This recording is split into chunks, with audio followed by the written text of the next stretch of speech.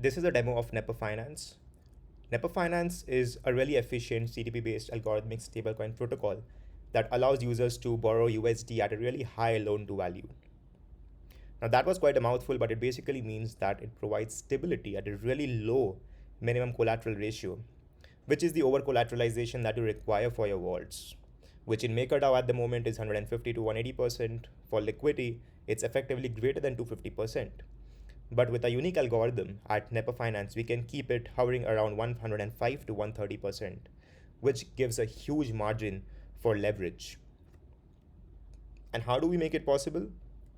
Well, just consider two scenarios, the below the $1 scenario and the above the $1 scenario, because these are the only two scenarios where we want the algorithm to do something. If it's below $1, we want to disincentivize minting so that the supply is decreased and the price goes back up to 1, and completely opposite when the price is already above 1. So how do the other protocols do it when it's below 1?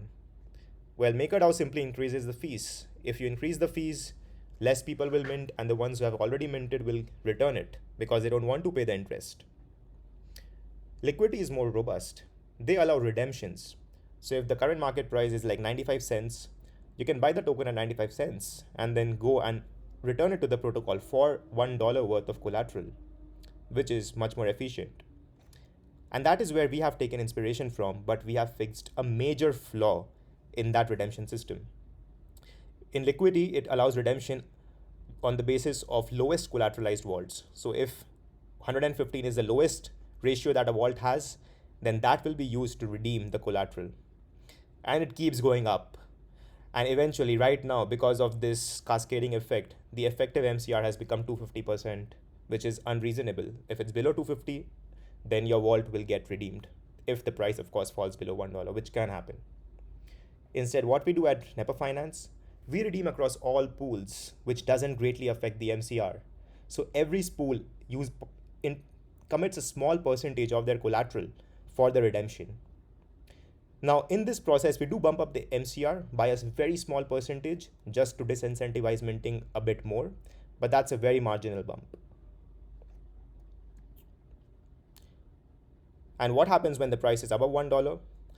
Well, MakerDAO decreases the fees, and so does liquidity. If the fees is decreased, it gives more room for minting.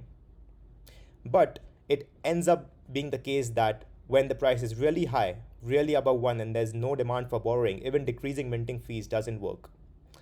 And for that, we introduced an even more effective mechanism, which is negative interest rates, which is made possible by decreasing the MCR itself if a redemption has not taken place for a long time.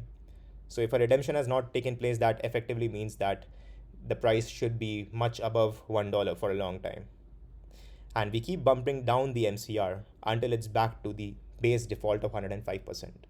So let's say if someone has minted at 130% and the MCR is now back at 105, that gives a lot of extra room for adding on to the leverage, thus increasing the supply of the Neper USD tokens in the market, bringing the price back to 1. So those are the two effective mechanisms in an algorithm that make it different and much effective. To give you a quick demo of the front end, we have made it very similar to just any other CDP-based application so that the users don't really see a difference and all the action takes place in the backend. Here you can see the minimum collateral ratio, which is 105. The daily MCR change is the MCR bump that I was talking about, which is at 0% at the moment. But as the system is used, there are redemptions happening. This will keep going up. So will this. So right now you can see we have around 8 networks, and I'm giving the demo on Sepolia, where I already have a vault with like $210 worth of collateral and some debt already minted. And we show some extra information like when can the liquidation happen and all of that. So let me give just one transaction example of minting some more debt. So let's say I think I can mint $50 easily. Refresh. Well, some more debt is now minted. So just like any other CDP application, but really efficient with low MCRs.